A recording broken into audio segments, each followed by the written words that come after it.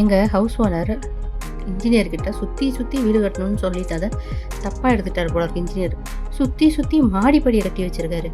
மேலே இருக்கிறது ஒரு வீடு தான், ஆனால் அதுக்கு 4 தடவை சுற்றணும். நம்ம அந்த அளவுக்கு சுற்றி போனால் தான் மொட்டை மாடிக்கு போக முடியும். இதுக்காகவே எதுவுமே காய வைக்கிறதே கிடையாது. நம்ம காய வச்சுட்டு கீழே இறங்கி வருவோம், உடனே இருட்டிட்டு வரா மாதிரி இருக்கும். திருப்பி ஓடு குடு குடு குடுன்னு ஓடி போய் நம்ம காய வச்சதை எடுத்துகிட்டு வரதுக்குள்ளே அப்பாடா மூச்சு வாங்கி தொலைச்சிடுது. அதனாலே மேக்ஸிமம் கீழேயே காய வச்சுடுவேன். ஆனால் இந்த இடியாப்ப மாவு அவிச்சு போட்டு 3 நாள் ஆகுது.